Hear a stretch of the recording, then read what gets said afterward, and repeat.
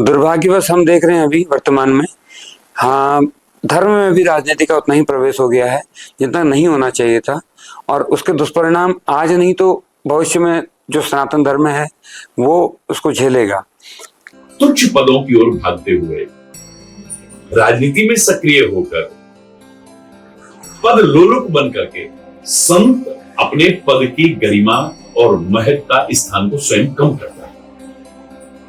मैं स्पष्ट शब्दों में यदि कहूं कि जिसने प्रभु के पद पकड़ लिए उससे बड़ा पद और क्या हो सकता है। पद यानी चरण। दरबार श्री बालाजी महाराज का है और कोई भी दरबार हो वो उन्हीं के इष्ट के भरोसे चलता है और उन्हीं की इष्ट की वजह से चलता है। अगर कोई कहता है कि मैं दरबार लगा रहा हूं या मैं स्वयं कुछ कर रहा हूं, अगर मेरे में स्वयं में इतनी ताकत होती मैं खुद विधायक नहीं बन जाता। एक विशेष बात आपसे जानना चाहेंगे जो सभी दर्शकों को भी आज की डेट में इंतजार है इन सब बातों का, कि आज हमारी देश की राजनीतिक साधु संतों पे आके टिक गई है। राजनीतिकरण होने लग गया है। अध्यात्म का जो है राजनीतिकरण होना, ये देश के लिए आप किस एंगल से देखते हैं? क्योंकि राजनीतिक होनी चाहिए, धर्म की राजनीतिक अलग चीज है। जब धर्म में राजनीतिक होने लग जाती है तो देश जो है आगे जाने के बजाय पीछे होने लग जाता है। आप इसको किस नजर से देखते हैं?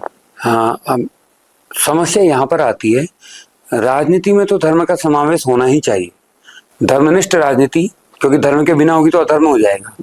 तो राजनीति में धर्म का समावेश हो सकता है, किंतु धर्म में राजनीति का प्रवेश नहीं होना चाहिए था। और दुर्भाग्यवश हम देख रहे हैं अभी वर्तमान में, हाँ, धर्म में भी राजनीति का उतना ही प्रवेश हो गया है जितना नहीं होना चाहिए था।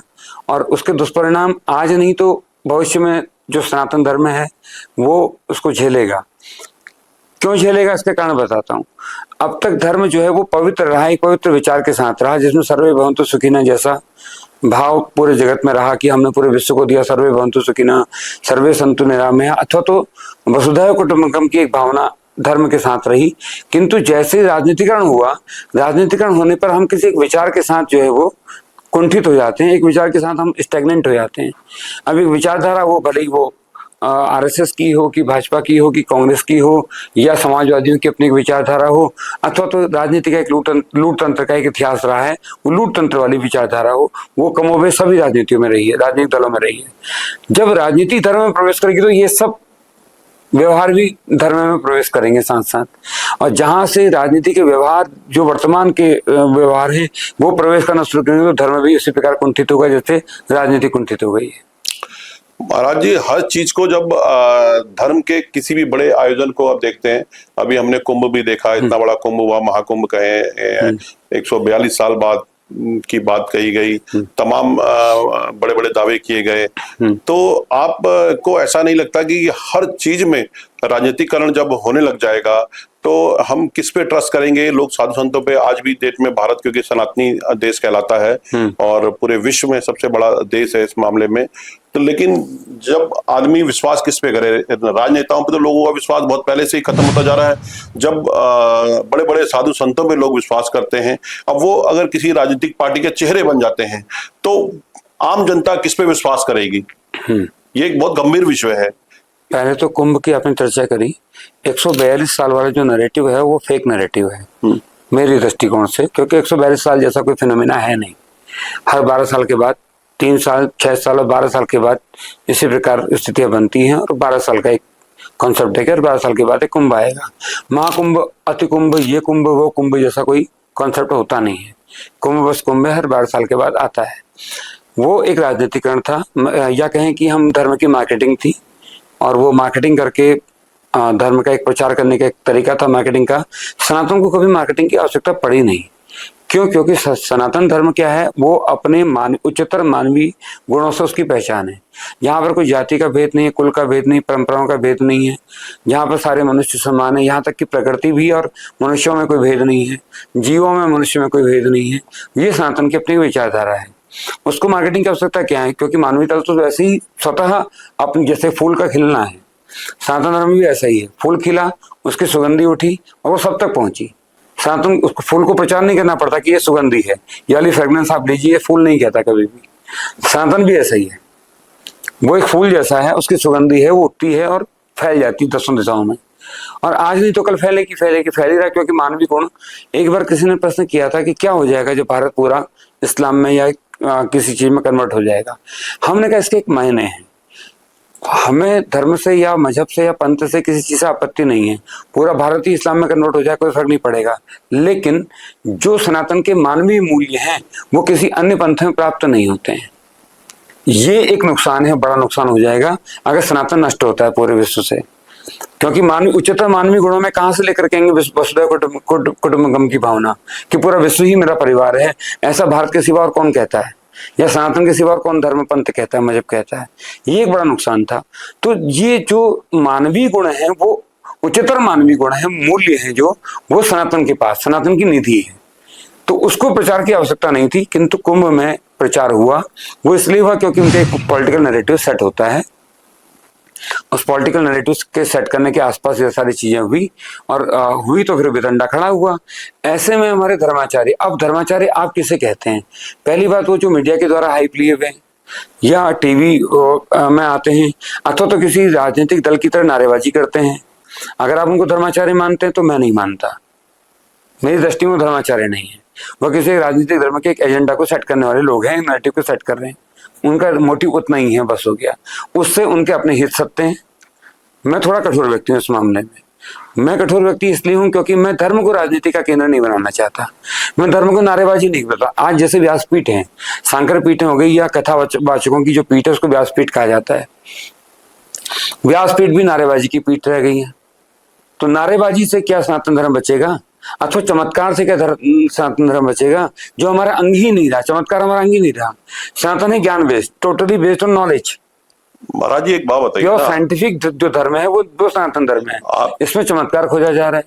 महाराज जी इस हिसाब से आप देख रहे हैं भागम भाग जिंदगी में किसी सदी में हम लोग जी रहे हैं और ज्यादातर अध्यात्म को लेकर के बात कहें, साधु संतों की बात कहें, और हर आदमी, हर संत जो है पॉलिटिकल कहीं ना कहीं क्षेत्र में जुड़ जाता है, जनता बड़े अपने हृदय से उसके साथ जुड़ती है। लेकिन आपके बारे में एक बात जरूर कहेंगे महाराज जी, आपको हमने जो देखा है ये कि आपके दर पे हर राजनीतिक दल का बड़ा जो पदाधिकारी होता है, चाहे मुख्यमंत्री हो, मैंने कई बार देखा है, वो सब आपके पास आते हैं, लेकिन आप आज तक किसी राजनीतिक दल में नहीं गए। ये एक बहुत बड़ी बात भी है। तो मैं उस बारे में जानना चाहूंगा महाराज जी, ऐसा क्या आपको ऑफर नहीं आया या क्या कारण रहा? क्या कारण रहा? संत का पद बहुत ऊंचा है। परमात्मा ने भी अवतार दिया, चाहे श्री राम या कृष्ण इत्यादि रूपों में, वो भी संतों के चरणों में झुके आए। चक्रवर्ती सम्राट के एक लंगोटी छाप बाबा के चरणों में झुके और सिंहासन पर उन बाबा को बिठा करके उनके चरणों में बैठ करके अपना सौभाग्य माने, ये इतिहास हमारे सामने साक्षी है। कितना ऊंचा पद, कितनी ऊंची गरिमा, कितना ऊंचा स्थान है संत का। लेकिन तुच्छ पदों की ओर भागते हुए, राजनीति में सक्रिय होकर, पद लोलुप बन करके संत अपने पद की गरिमा और महत्ता, स्थान को स्वयं कम करता है। मैं स्पष्ट शब्दों में यदि कहूं कि जिसने प्रभु के पद पकड़ लिए, उससे बड़ा पद और क्या हो सकता है? पद यानी चरण। श्री राम ने सुग्रीव को राजा बनाया, विभीषण को राजा बनाया, अंगद को युवराज बनाया, उसको ये पद दिया, उसको ये पद दिया, उसको ये पद दिया, लेकिन पवन पुत्र हनुमान जी को कौन सा पद दिया? अपने पद दिए, यानी अपने चरण दिए। और मेरे शायद परमात्मा के पद कमल जिसे मिले हैं, उसके आगे बड़े बड़े पद और पद वाले भी बौने नजर आते हैं। महाराज जी आपने बहुत बड़ी बात कही है और यही हम सुनना चाहते थे, दर्शक हमारे भी ये सुनना चाहेंगे, क्योंकि अध्यात्म के साथ लोग जुड़ते हैं और बड़ी ये देश की, भारत देश की बात है कि जहाँ अध्यात्म और साधु संत की बात है, हर कोई विश्वास करता है। आपने रामदेव जी को भी देखा होगा, शुरू में आपने देखा, धीरेन्द्र शास्त्री जी को भी आज आपने देखा, इस समय पूरे भारत में सनातन का झंडा उठाए हुए हैं, लेकिन कहीं ना कहीं डायरेक्टली उन पर भी इल्जाम लगते हैं कि वो वही राजनीतिक पार्टी का चेहरा है। लेकिन आपकी जो बात है, आपने ओरिजिनलिटी बात रखी, जो अध्यात्म को जो विश्वास को लेकर लोग जुड़ते हैं आपसे। और एक बात महाराज और जानना चाहेंगे, किसी की व्यक्तिगत बातों को नहीं कर रहा, लेकिन स्पष्ट तौर पर कोई भी विचारशील यदि गहराई से चिंतन करने की कोशिश करेगा, तो जो मैं कह रहा हूं वही तथ्य सामने उभर करके आएगा। राजनीति के साथ धर्म होना चाहिए। राजनीति के साथ धर्म रहेगा तो विकृति नहीं आएगी। धर्म में राजनीति में घुसे बहुत बढ़िया, और राजनीति में बस उसका अंकुश हो, मार्गदर्शन हो, तो राजनीति बुरी नहीं है, लेकिन अराजनीति ना बन जाए, इसके लिए धर्म का मार्गदर्शन जरूरी है। बस मार्गदर्शन हो। जैसे अयोध्या के साम्राज्य के साथ में गुरु वशिष्ठ थे, जनकपुर के साम्राज्य के साथ भी, विभिन्न साम्राज्यों के साथ में संतों महापुरुषों का मार्गदर्शन रहा।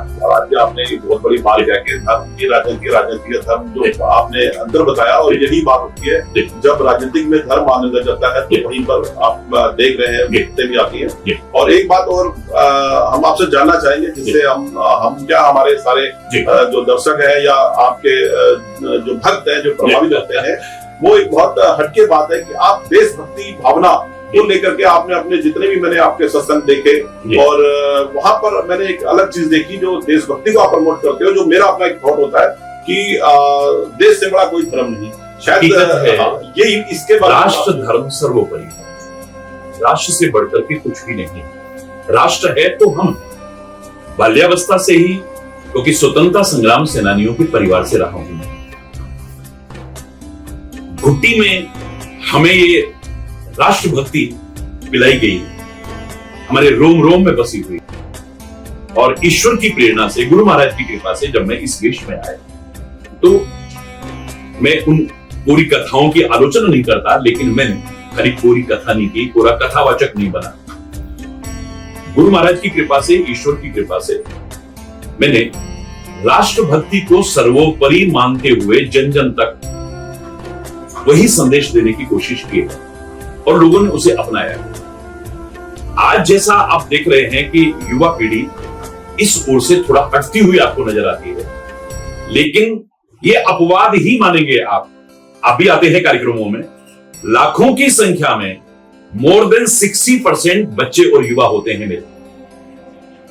तो ये मैं चाहूंगा कि जन जन को पता रहे, इससे बड़ी उपलब्धि क्या हो सकती है। हमारे बच्चे, हमारे युवा इस ओर आकर्षित हो रहे हैं, उन्हें सही मार्गदर्शन तो मिले।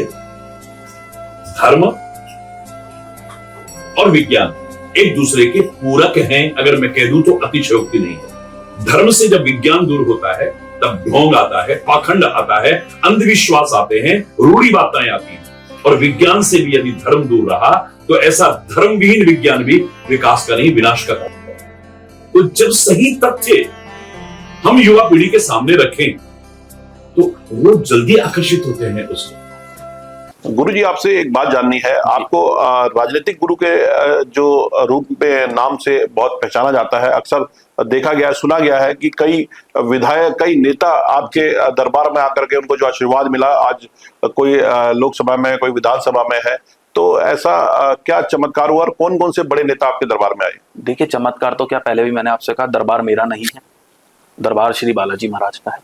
और कोई भी दरबार हो वो उन्हीं के इष्ट के भरोसे चलता है और उन्हीं की इष्ट की वजह से चलता है। अगर कोई कहता है कि मैं दरबार लगा रहा हूँ या मैं स्वयं कुछ कर रहा हूँ, अगर मेरे में स्वयं में इतनी ताकत होती मैं खुद विधायक नहीं बन जाता। तो ये तो श्री बालाजी महाराज की कृपा है।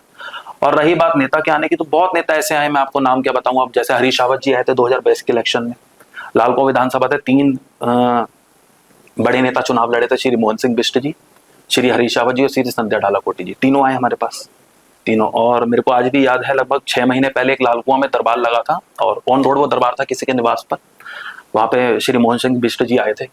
अब वो उस बात से मुकरे या ना मुकरे वो तो मैं नहीं कह सकता कि आज वो इस बात को मानते हैं या नहीं मानते, वो उनकी अपनी सद्बुद्धि है।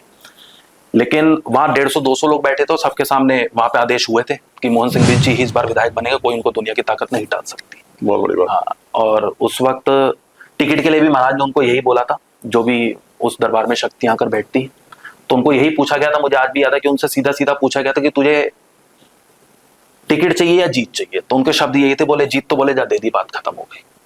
उसके बाद संध्या ढालाकोटी दीदी के अभी 4-5 दरबार लगा था और बहुत अच्छे मेरे उनसे संबंध है। आज भी ऐसा नहीं कि कोई गलत है या हरीश रावत जी गलत है, पर जीतना एक नहीं होता, कोई भी चुनाव लड़े। और ऐसा नहीं कि हम चुनाव को ही लेकर श्री बालाजी महाराज जाओ हमारे माध्यम से बाबा का संकीर्तन हो रहा है, उसमें चुनाव का ही ऐसा कुछ नहीं है।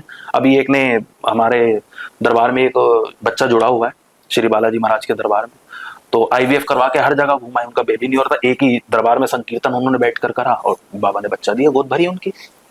तो ऐसा नहीं है कि सिर्फ राजनीतिक है, लेकिन हाँ कि ये है कि मतलब एक इंसान का होता है कि चर्चाएं राजनीति के प्रति ज्यादा हो जाती है।